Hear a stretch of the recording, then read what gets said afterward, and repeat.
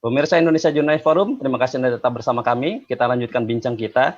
Saya ke Ustadz Imam Samsi Ali.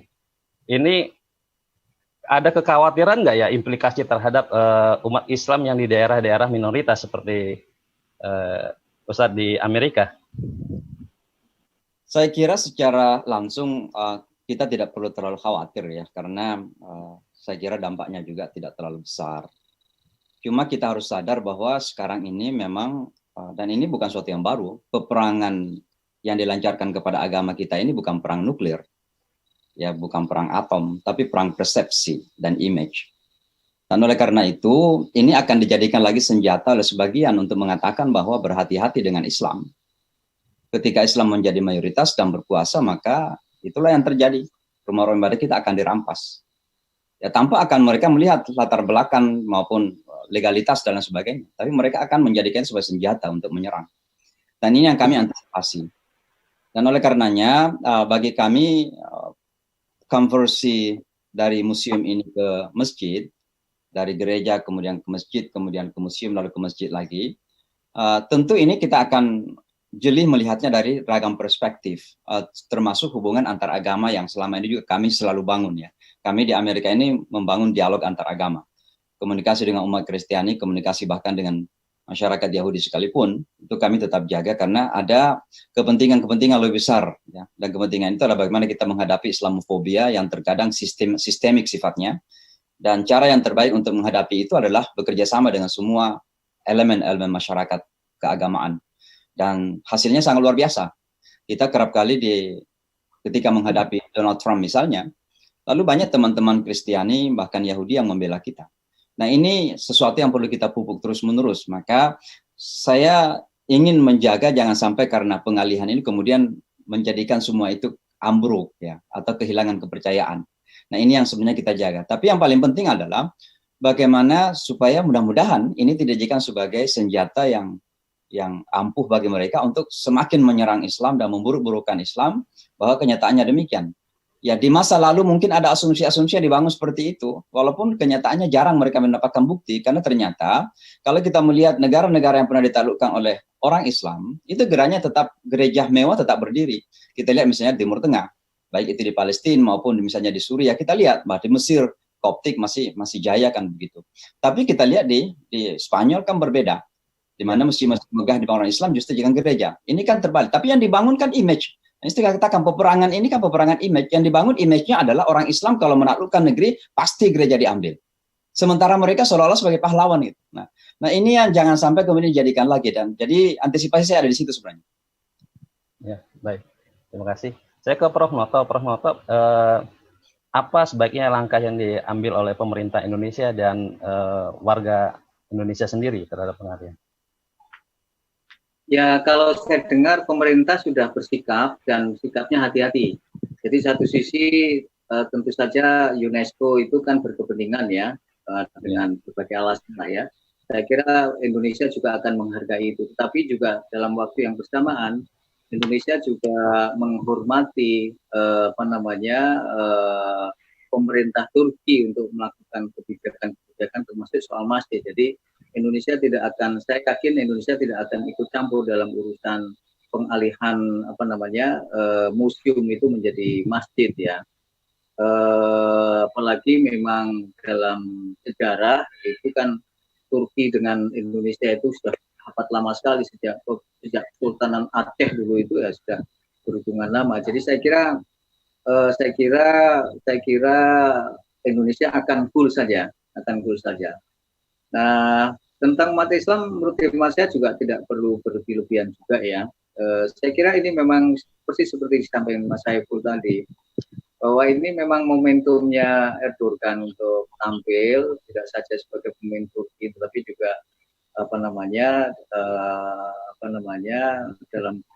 dalam pentas global, karena ada momentum yang menurutnya itu sangat penting. Nah, saya kira umat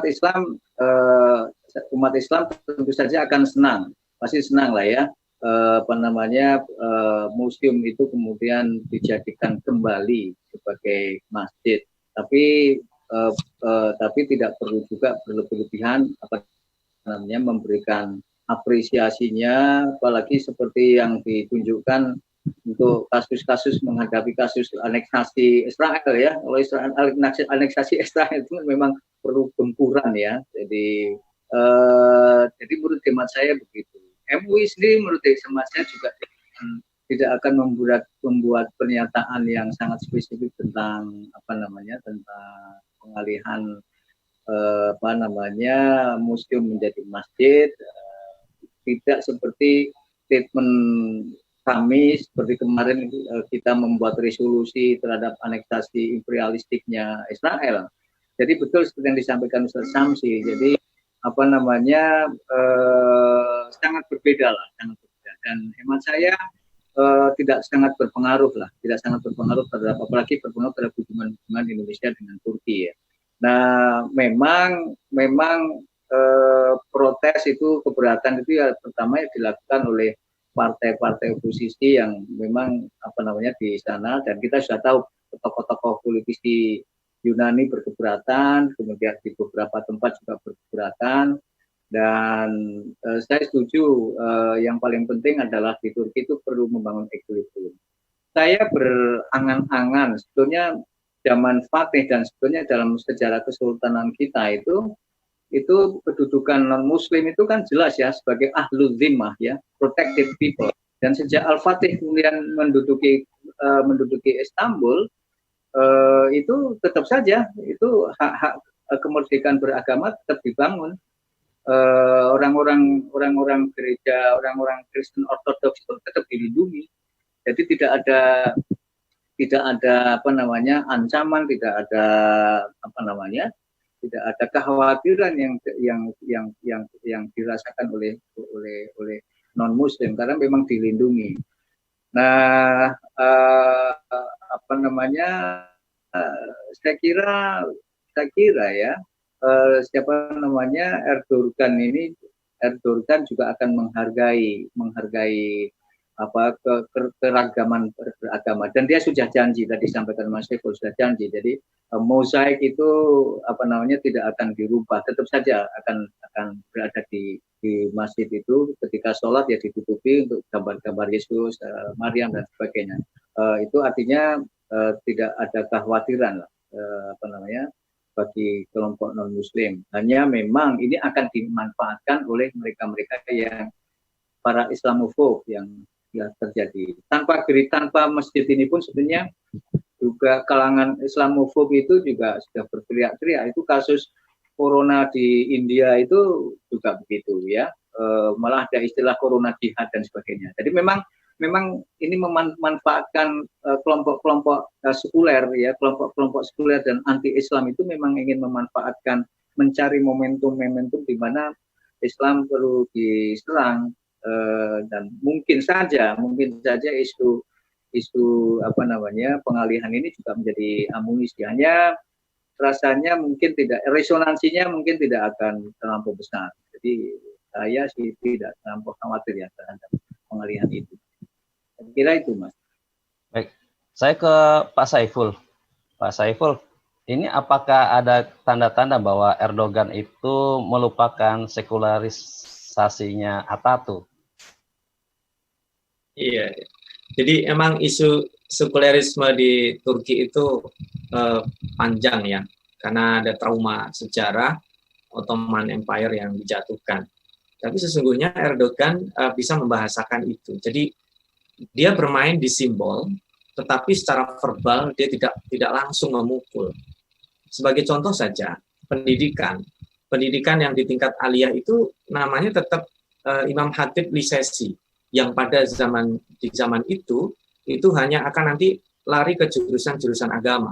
Tapi kemudian pelan namun pasti dia perubahan reformasi di sektor pendidikan, itu orang yang sekolah di Imam Khatib Lisesi ternyata bisa masuk di universitas umum. Dan ini kan juga kebijakan itu kemudian diikuti bagaimana dia mengubah, memasukkan jilbab ke istana kepresidenan. Canggih sekali, dimulai dari merekrut perancang-perancang internasional. Dia alasannya bukan jilbab, alasannya adalah ini rancangan perancang internasional. Jadi sampai kemudian pelarangan khamr atau minuman keras itu juga dari sistem zona, waktu dan sebagainya Sehingga itu reasonable. Sebenarnya ini kecerdasan yang perlu dibangun ya. Sehingga secara tidak sadar orang sekularis, we didn't do anything. Kita tidak melakukan apa-apa, tapi kemudian loss gitu saja. Mereka kalah di situ. Militer takluk. Reformasi di sektor kepolisian, birokrasi, dan yang paling terakhir saya kira ini adalah di hukum ya.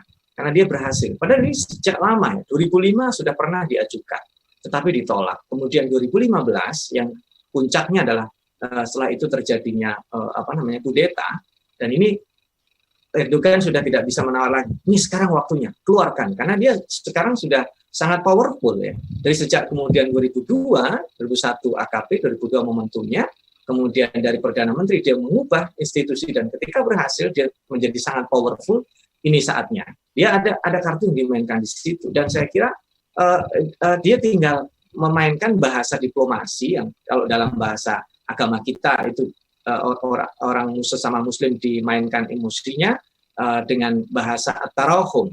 Ya, tapi bahasa politik itu disebut dengan mutual understanding, saling memahami. Dia dan Rusia itu tarahum dalam bentuk lain, mutual understanding bahasa politiknya, dan juga ada mutual respect. Dia tabadul ihtiram, saling menghormati. Dan dia di sini canggih sekali bermain, bisa bergaini dengan Rusia. Nah, nanti tinggal satu lagi dia memposisikan di sini, yaitu mutual protection. Bagaimana dia menjanjikan bisa melindungi baik sesama pemeluk agama, dan lebih terkhusus lagi dia ingin melindungi kepentingan muslim. Jadi di saat yang sama dia melakukan kecerdasan yang menurut saya luar biasa, karena memang saatnya ini. Kalau tidak sekarang dia belum tentu, karena dia sedang bermain ini. Apakah popularitasnya betul-betul turun seperti yang di survei-survei itu, ataukah dia dengan kasus ini bisa meningkat? Saya kira kalau sekarang ini ibaratnya baru exit poll lah kalau pemilu itu, jadi belum bisa diamati secara penuh. Nanti buktinya ada di Maret ya, bulan Maret yang akan datang ini adalah buktinya di tahun yang akan datang. Itu baru bisa dibuktikan bahwa dia menjaga. Seperti yang saya katakan tadi, bulan Juli ini milik dia. Karena nanti akan dilihat responnya pasca 24 Juli. Karena dia menjanjikannya itu, dia sudah menyiapkan imamnya, infrastrukturnya, caranya. Berarti kan dia panjang. Nanti isu itu digoreng lagi di bulan Agustus. Kita akan lihat apa cara dia memainkan itu. Dan ini saya kira bahasa-bahasa yang seperti inilah yang diperlukan umat Islam. Bermain di simbol, tetapi menyampaikannya itu tidak terasa. Ya, kalau seandainya sekularisme dari awal, kita harus habisi sekularisme, bisa jadi itu case yang sama dialami oleh Mesir ya, sehingga langsung ada fobia yang berlebihan sehingga dipukul dan dia jatuh. Dia belajar saya kira dari Najmuddin Erbakan yang 98 kemudian dihabisi Reva, bangkit AKP, dan saya kira cukup lama ya, 2001 sekarang sudah hampir 20 tahun, itu cukup luar biasa dan dominan. Saya kira kecerdasan dia membahasakan itu juga bagian dari orang tidak terasa dia ditarik gitu. Baru terasa tapi terlambat. Saya kira posisinya sekarang cukup lemah. Habis mungkin tidak, tapi untuk memukul balik saya kira senjatanya sudah bisa ditebak. Ya. Baik, terima kasih. Pemirsa Indonesia Jurnalis Forum, terima kasih Anda tetap bersama kami. Kita ikuti segmen berikutnya. Saya ingin mengatakan kalau seandainya kepemimpinan nasional kita itu tidak memberikan perhatian kepada kepentingan umat, masyarakat pada umumnya, secara umum, maka negara kita ini akan jadi negara gagal.